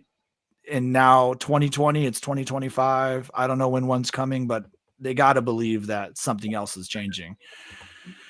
Let's see. If they go public, would buy $5,000 worth of. There we go. Okay, see what I'm talking about? Oh, right, I would be in it 100%. I'd buy $5, but you know that's we just. Oh no, dude! I would be matching him for sure. Not even just full board, baby. That's what we do. Hey, all in, baby. Well, I'd be like, yeah. Oh, Matt wants this. CEO. Yeah, CEO visits. Dude, So, let's do an Indian campaign trail, bro. yeah. Speaking of, go ahead. Invite him to you and Bearded's event coming up. Well, I was actually just gonna say, and I didn't have. I would, I don't always self promote my stuff. What happened? No, What do you we do not enough. No, I'm just saying you don't enough. Yeah. So Legends Never Die Tour. If you guys have not heard of it, how can I do this real quick? I think I have it here. Actually, here, let me do this. You guys just hang with me just for a second, okay? Please. Boom. While he's trying to find what he's I already found there it. you go. I'm on my game, dog. All right. Hey, guys, check it out. Next year is the 125th anniversary of our beloved Indian motorcycle brand, right? They started in 1901. So Bearded Bobber and I, as you guys look next year, him and I decided, let's celebrate the 125th anniversary. But what makes that better? Well, Route 66 turns 100. So we decided that we are going to hook up with all you guys, anybody that wants to join us. We're going to start in Chicago and go all the way to Santa Monica. And we're excited to say we're going to do it between, off the top of my head, May 5th to June 3rd. Those are our dates. We are going to do, what are we going to do? We are going to do 8 dealerships along the way, as well as other meet and greet areas. This is on my website. So if you go to ridingfish.com, there's a Legends Never Die tab. We are going to be raising money for some veterans through probably raffles. Did I say May 25th? I hope I said May 25th. I think I did. But just in case, Bearded got my back like always. There he is. We do have some partners in this. Davison Audio, TNA, Good Trouble Supply, Indian Motorcycle. They are going to support us. Our friends at Saddlemen, Toast Performance. These guys are gifting raffle items away. It's going to be really sick. Okay. Very soon. Go ahead. Yep. And on that note, I have talked to Cicada. They are going to support me in this event. So we will be, I don't know exactly what I'm doing yet for the event, but there will be some giveaways for this event. So y'all definitely support this event. Raffle giveaways, right? Buy some raffle tickets. The raffle money will go to a good cause, and then we'll raffle it off. So you guys, I do got to say, if you look at these listed people, and anybody I've asked are willing to help in the community, it's just getting started. We're only 219 days away. Okay. So we're still trying to plan, but Jason, we're working on some hotel stuff. We're trying to get somebody involved in that, like a hotel brand. We're having a little bit of issues, so we might have to just do the call each individual one and block them off. I'm just going to do something real quick here. Nope, that's not what I want. So yeah, let's see if I got it here. One more. See, this is, I should have, here it is right here. I should have planned ahead on this, but of course my butt never does. You're best at improving, man. You're good at improv. Am I? I just sit there and I'm just an idiot. I don't know. But you guys, it's going to be great. It's about, one thing about me is I'm about community. Go to my website, check it out. Jason, I'll continue to do videos on this. I'm going to end this, I think. I'm going to continue to do videos on the Legends Never Die Tour. We're 219 days away. By the way, Brandon, are you going to announce to everybody that you're going to join us for every day of the ride? Yeah, we're going to be riding it out. And I did talk to Bill, and Bill should be riding with me. So it'll be both of us. Dude, it's so sick. We're sick. Yep. And I'm trying to, I'm going to pass the information along to Music City as well. Because Bill and I haven't decided where it's up in the air if we're going to do an iron butt from Panama City to Chicago and get there like a day or two early to kind of, ease off of that, or if we're going to go here, Music City, and on up and visit some other people. So we'll be there the whole way, and then him and I are going to break off after it and then come on back. So you're not going through Durango on the way back? I don't know yet. Okay. We'll have to see. We'll have to see how that would work out. But okay. we will be there for the whole ride. Yeah. I'm up for it, man. I want to meet Bearded too. I've Yeah. talked to the dude a bunch of times, never met him in person, so it's about time. Okay. He's a great dude. And this is what I've always said. I'm about community, which is why Bearded and I were so excited to do this with a very public event. Yeah, sorry, there's some side chat going on distracting me. I was debating on what I'm throwing in here, but we are looking at Best Western. We're trying to work it out. Adam Sandoval uses them. So yeah, we gotta try to figure it out. Riding Silverton, Durango, narrow gauge, bucket, dude. So after I'm done with this ride, assuming that Durango Rendezvous happens, there has not been an announcement yet. But my plan is to go to Durango Rendezvous, which will be the reason why our dates got so set was so I can do both events. Let's see. When are we going to be in Arizona? You know that right off the top of your head? Let's see here. See towards the end, the last couple of days. Yeah. So June 2nd. June 2nd is the day we're going to do Kingsman to Redlands. June 1st, we're going to do Winslow to Kingman. So that's Arizona. I guess I can share that, right? Well, I mean, Fred, just so people know too, like you're not talking about doing like 1,000 miles a day. No. What kind of riding per day are we talking? We're talking 200, 300 miles at most. We're talking meet and greets. We're talking dealership visits. If you're on a Scout or an FTR, or you're on a freaking Honda Shadow or a Harley Davidson, old Harley Davidson Sportster, join us. We literally do not care. This is not about just ripping off a huge amount of miles. And this is taking our time and just enjoying it. I was going to try to show, but I guess I'm going to have to switch it out. Let's see here. Remove. Stop screen share. New screen share. Yes. Maybe it's a file. I don't want to get into all that. So, but yeah, you're gonna have to just trust us. Just trust us.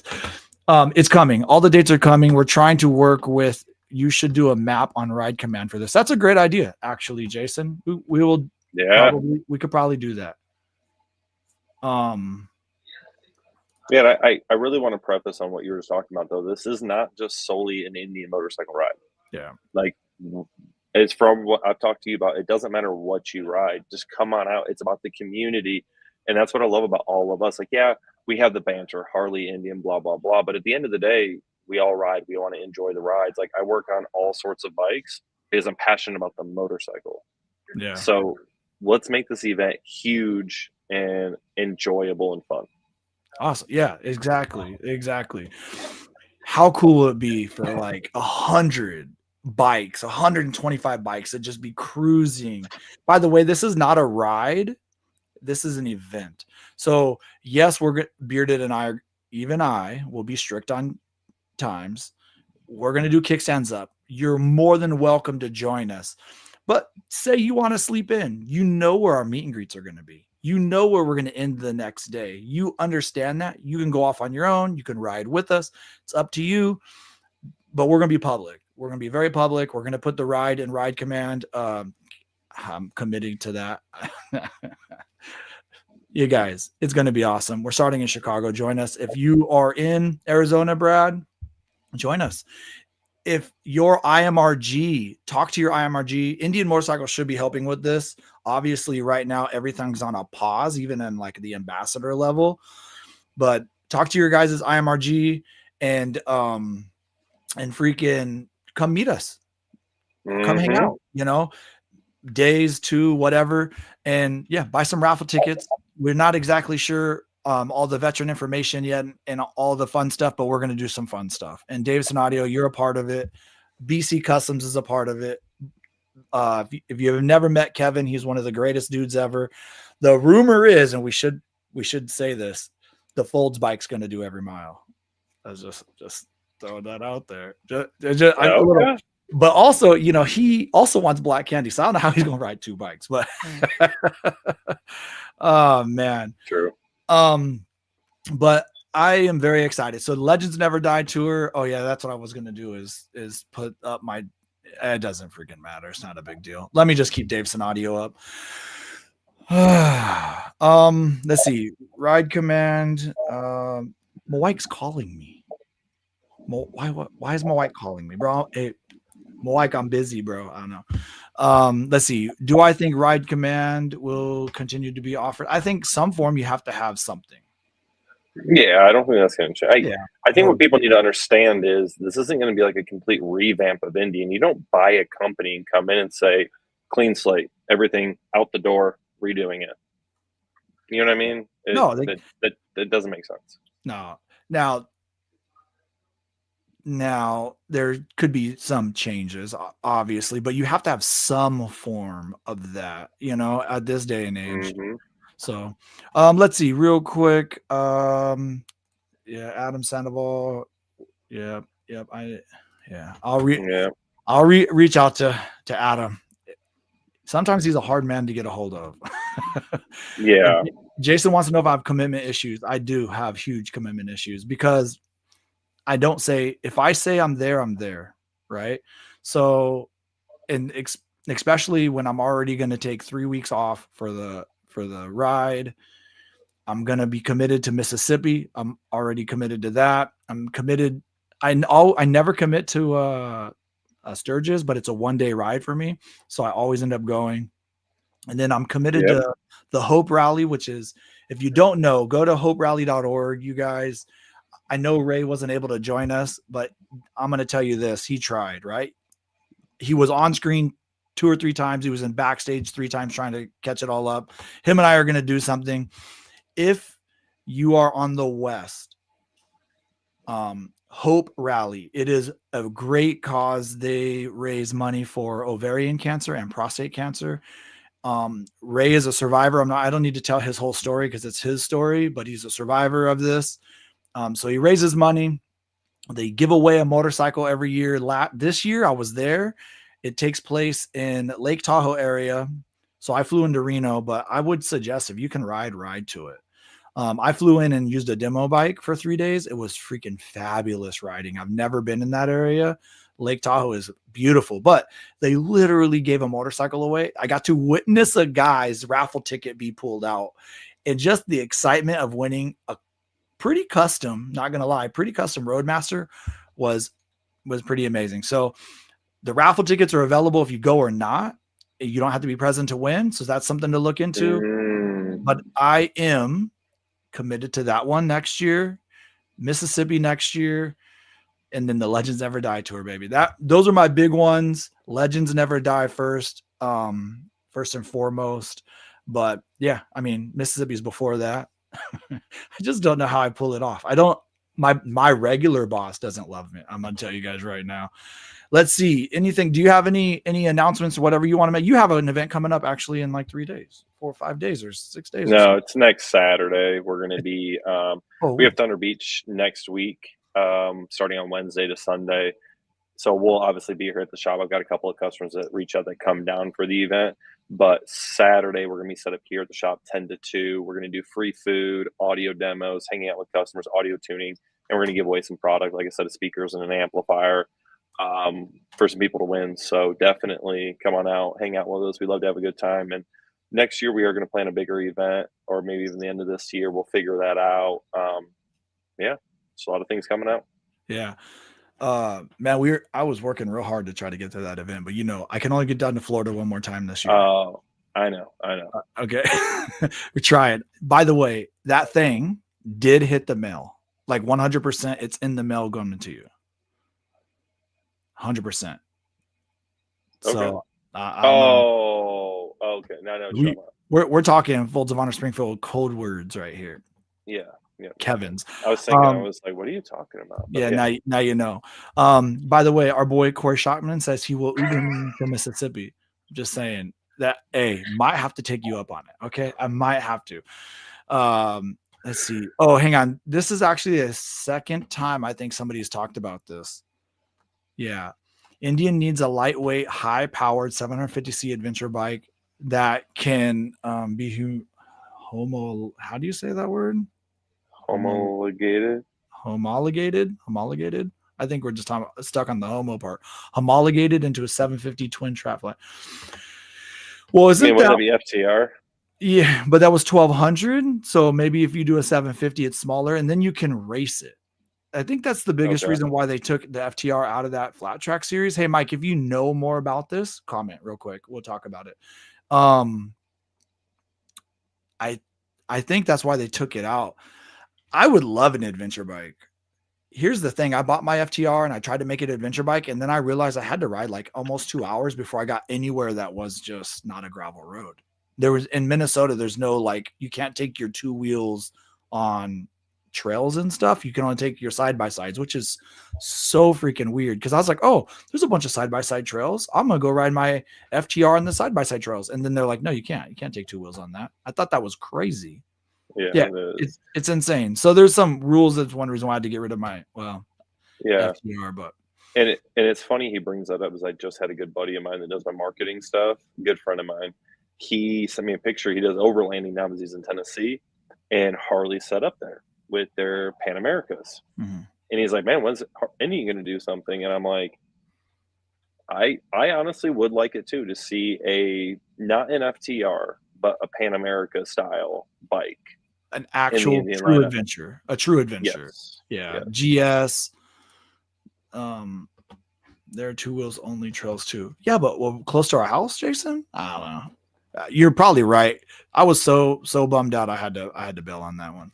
So Minnow just got home. Let's see here. Brad's gonna catch up in Winslow, dude. I'm so I can't even tell you how excited I am for this trip. See Durango. I'm just trying to hit everybody. Yeah, you were hitting that one up. Yeah, because I appreciate everybody being in here. All right, we're gonna do this. I know you're about out of time. Ooh. Yeah, I gotta get going. Yeah, we got 3 minutes to the 35 mark. Throw your guys' comments in now. We'll go over a few. You get 10 minutes. They got 3 minutes to start commenting. We got 10 minutes to talk about stuff. Deal? Fair enough? Yeah, I'll give you 10 minutes. All right, here we go. 10 minutes. All right. Hey, bro, don't even tempt me. I'll do it. Listen. Okay, real freaking talk real quick. I would do it. Just a challenge. Okay, I swear to God, I'll put that lift that everybody's doing. I'll put some little knobby tires and I'll do it. Here's the problem. I just can't do it on Spicy. All right, she's so nice. But real talk, Brandon, I don't know if you know this, but I changed my plan. I originally next year was going to go to Dead Horse, Alaska, which is a 300-mile gravel road. That is still very much on my bucket list, and I was going to take Spicy. I swear to God. I don't care. I did so many dirt roads and river crossings in India that I'm like, I feel like I've been training my whole life for this. I'm ready. So FTR 1200 is rather heavy, difficult to add luggage. Pan America is rather heavy. That is true. The Pan America is saying it's heavy for off-roading. How is the electronics on the bikes? Is Polaris popularity stuff, or they're using outside electronic stuff? Oh, do you know any of that?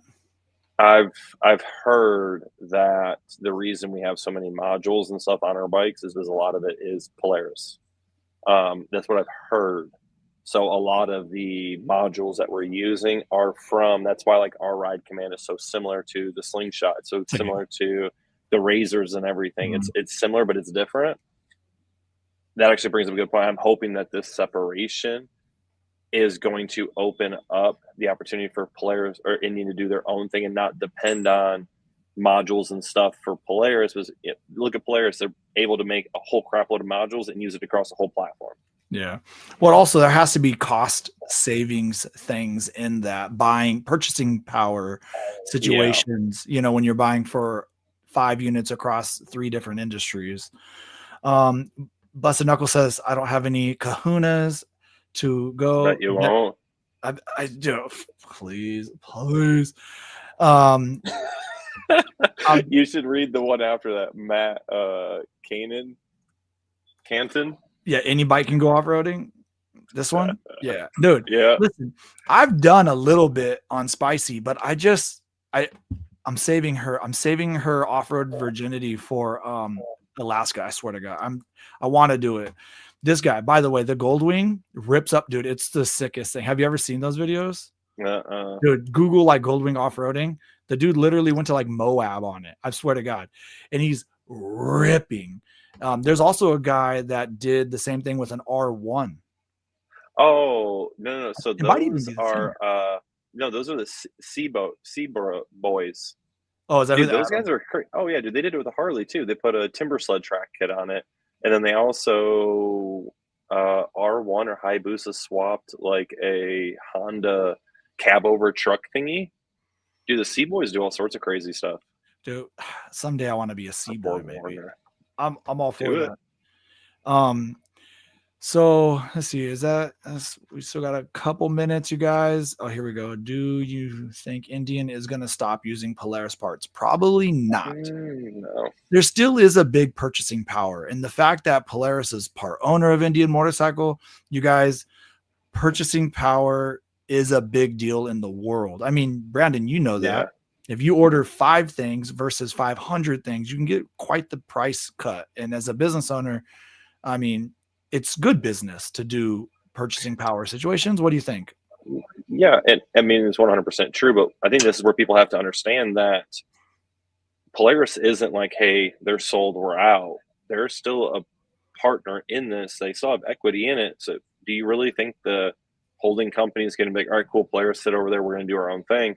Why would they not work with their other majority partner to keep the cost down? Because if all of a sudden Indian's like, nope, you can't use their stuff, or Polaris said, dude, the bike prices are going to go up because of that purchasing power you're talking about. Yeah. Minnesota. Oh, the Sea Boys are from Minnesota. What? Hey, do they need? Fuck it. All right, I need another bike. Fred, you need to get a hold of them. I need to get. I need another. Are you almost done with that new 112 Shop Chieftain you got? I think I need to put some off-road tires on that. There's one closer to you. Dude, could you imagine the look on Mike's face if you timber sledded that thing and put M1 Bryant lights? You just see a big Polaris track and lights. They own what, 10%? I heard up to 25% is what Indian Polaris owns going for. Obviously, these are rumors, right? But I've heard up to 20-25% is the number. In the press release, they said small minority. So 25% sounds like a big minority, but who knows? You know, it's all lingo. No. Dude, I don't do much snow stuff. I just get depressed all winter. And then like I try to go to Florida and I try to go to Mississippi and I try to do all these California stuff. If I could snow sled, it'd be so sick. But here's the problem: where I live, sometimes we don't even get snow. We get like 2-3 inches, and then it just sits there. I can't take a motorcycle on 2 inches of freaking snow. You know, no, it wouldn't be fun. But yeah, I think the ride culture chieftain, Power Plus Chieftain should become our winter. We got 2 more minutes, guys. I don't know if I've talked about timber sled the Scout. Dude, the BC Scout. Just take the fender off. We did not talk about Bob enough. What'd you say? So just take the rear fender off. You'll be all right. Yeah. Well, it's carbon fiber. It's tough. Let's see. I think it's 20%. I got dressed in for winter, but I don't live that far north. Well, that's true. Casey will help me with all that. He is like a mastermind. He just bought a giant school bus and made it into like a toy hauler. It's camper. Yeah, it's pretty cool. I think, Casey, are you coming on the Legends Never Die tour? We've talked about it for a year. Sea Boys got busted by the game warden for riding studded vehicles on the ice. Very lane of, I don't know where that is, DNR in Minnesota. Dude, that's a bummer. Depressed. Oh, he got depressed. Yeah, dude, it's tough, man. It is tough. Oh, Polaris recently sold their timber sled. Huh? Was it Carrollwood LP? Maybe that's the new thing. Indian Motorcycle coming out. Rooster said, "Yep." Oh, I guess Rooster Racing. Yep. Will you ask him if he was joining? Yeah, I think he is. I'm almost Okay. certain that he is. He is a great dude, man. Great dude. His whole family. And it's Oh, they closed Timber Sled. Well, that sucks. wow. So that means I we can got to still get parts to be right. Yeah, we got it. Just before I leave, it's just people need to understand too, this is going to be a great opportunity for us to meet new people, for you guys to meet us individually. Because, I mean, people come and see me all the time, and it's still, to me, I know Fred, you've been doing it a lot longer, but it's still new to me to have people come on and be like, hey, bro, I've been watching your videos. And I'm like, oh, okay. I didn't know I was really all that important in any of this. But it's just the passion and being able to bring all of us together, because I know you didn't talk about it. There's certain other companies that might be potentially like Toast might be riding with us. Some other companies might be riding with us. It's going to be awesome for the consumers to also be able to come out, hang out with us, meet us. But also, we don't want to make the whole trip business. We just want to make it fun. Yeah. So come on out and enjoy it. It's going to be great. We will be there for sure. So Toast they are saying they're coming. Are you going to see them soon?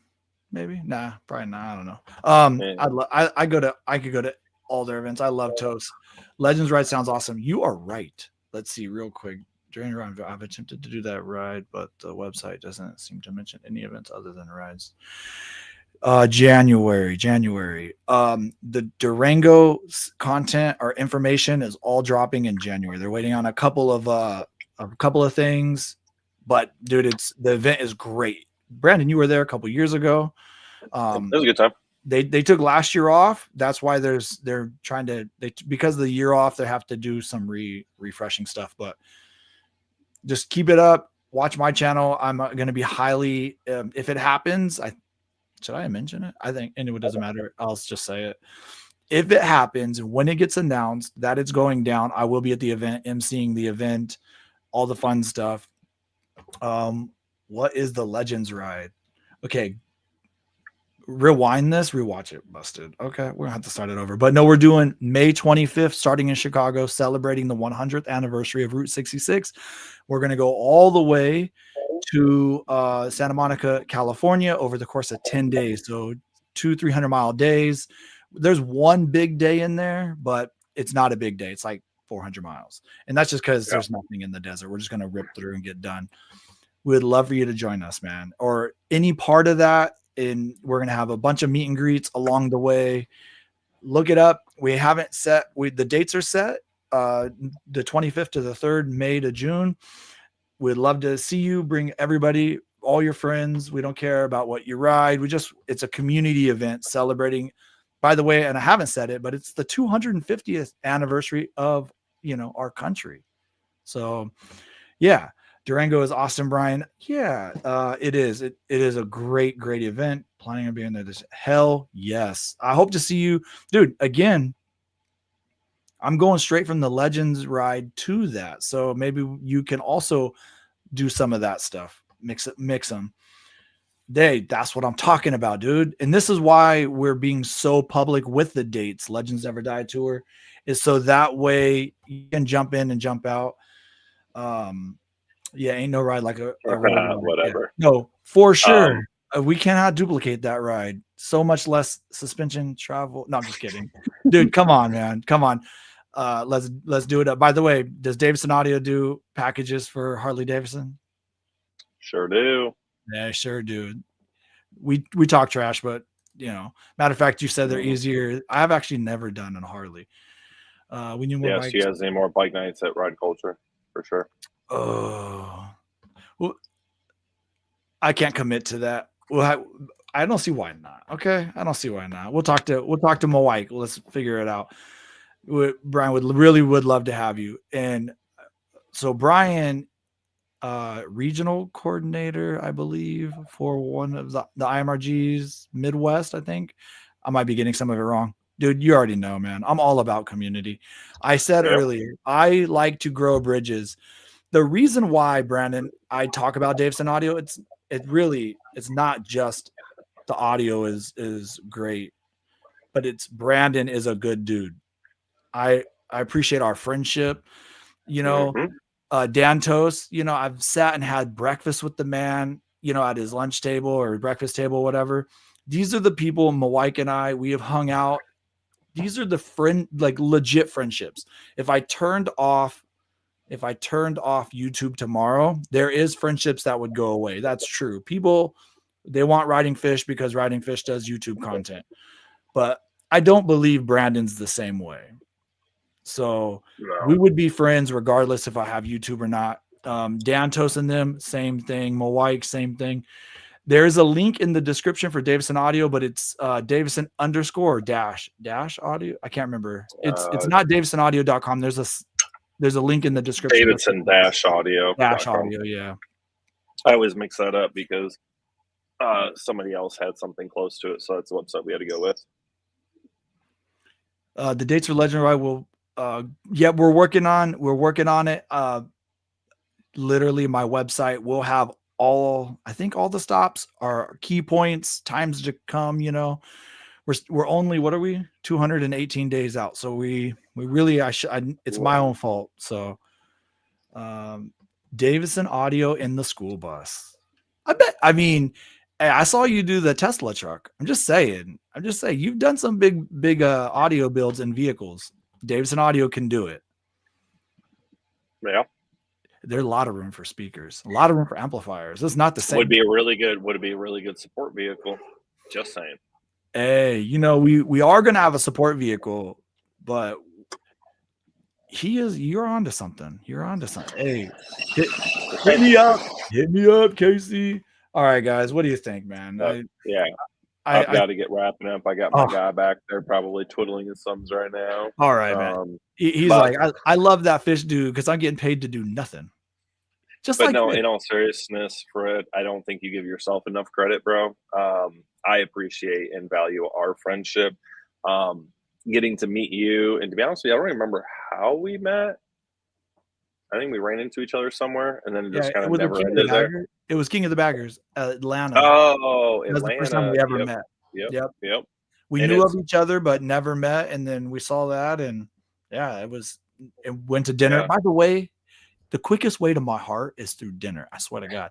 What did I say? It was Longhorns. Dude, okay, real quick. I'm about community. I know, and I'm sorry. And if you want, I can let you go and I can just talk, and maybe I'll send my link out to anybody that wants to join right now. I need some. Well, no, this is how awesome our friends are. So Corey Shockman loves to give me a hard time about snacks. He's like, I was going to make a comment when there was 10 minutes left that Brandon needs some snacks. If anybody works with me or travels with me, knows I have to have snacks. It's just my thing, all right? Yeah. But he gets hangry. Yeah, I do. But hang on real quick. So we met at the Atlanta King of the Baggers, right? Yep. And there was a bunch of people there. And obviously we were all meeting a bunch of people. And I literally said, hey, everybody, let's just go to dinner.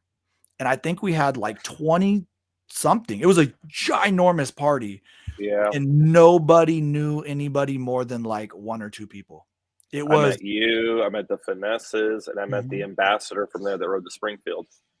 Yeah. You know who she is. Chieftain Lenore. Yeah, Lenore. Well, she was a chieftain now. She had a Springfield. It was a chief. It doesn't matter. Yeah. So that plus a bunch of others, 22 people.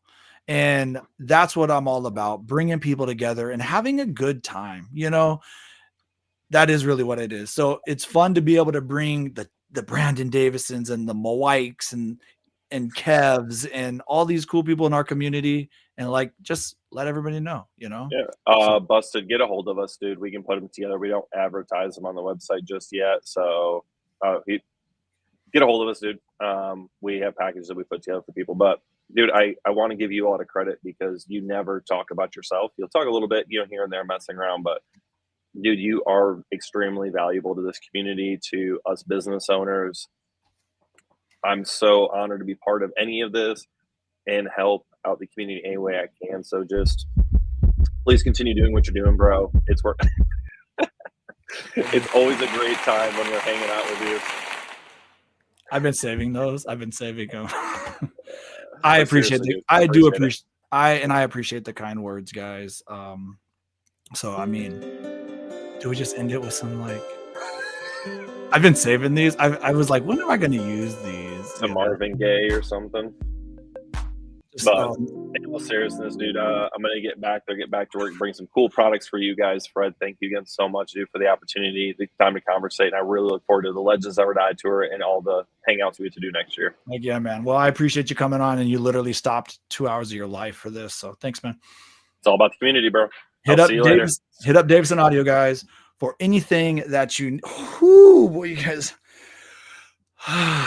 What a day! All right, I'm gonna go back to these comments real quick. That's all right. Stop for gas. Got this notification.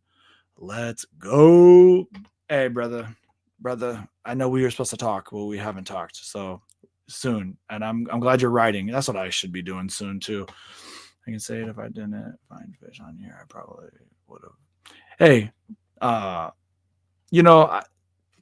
dude, congratulations on your bike, man. By the way, a lot of Harleys are fine too. They're just not as good. That's all. They're good, just not as good. Good people got the opportunity to meet him, Stubborn American, last year, a few years back. Yep. Heck yeah, man. It is a pleasure. It was a pleasure, and we're not done yet. See you, Brandon. BC, you're at work. I get it. This all happened very last minute. All right, guys. I guess that's it. Or should I give you 9 more minutes? We're down. Everybody's dropping out. I've said kind of goodbye. Minnesota goodbye, 41. Hey, guys, do me a favor. Like, subscribe. And when this is done, hit the share button. All right, let's share it to the world. Let everybody see what we got going on. We do really have a good community. And this is what I'm going to do. I haven't done this in a while. Well, the motor, I was done with that one. Yeah. Yeah, when you gotta it sucks when something's broken. All right.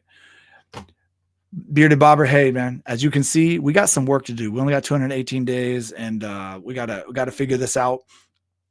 Let's see what else. Anything else? I just real quick, because I do appreciate everybody stopping in. I appreciate all you guys. Please like and subscribe to the channel, share it. Davison Audio, obviously, you guys seen it. Mawike was here. If you missed it, Throttle and Iron was here also. I already had BC Customs loaded up because I thought maybe they would make it. Indian Motorcycle Hollister, I'll just do another show. Is this something you guys would want to see? More shows of me doing lives? Or it's kind of getting to that season. I got a bunch of more staged content. Real quick. And I know not a lot of people have watched this, but my trip to India, I looked it up. I had like 400 hours of raw content. So I'm almost done with that trip. I know it was a long time ago and whatever. I don't need to talk to it. It's just that I'm almost done. Legends Never Die tour next year, May 25th. I'm super excited. And then the last thing, that one we got already. Great video. Things will try to catch you on the heck. Yeah. Oh yeah, man. I'm going to go watch your stuff next time I'm here shortly. When I'm editing, I'm going to watch your stuff. Look forward to checking you out. I know you got good taste in audio. That's what I can say. I know that already. All right, guys. I think that's it. Thank you, everybody, for joining us, coming on. And I cannot wait to... One more thing. See, boys have a huge relationship with Polaris. I'm sure they would do something with you. Hey, dude, that's what I'm saying. I think we should all go on the Sea Boys' stuff and just be like, hook up with Riding Fish. He's in your backyard. Hook up with Riding Fish. He's in your backyard. So, all right, guys, for reals, I got to go. So ride hard, ride fast, and say hi to somebody you don't know. Peace.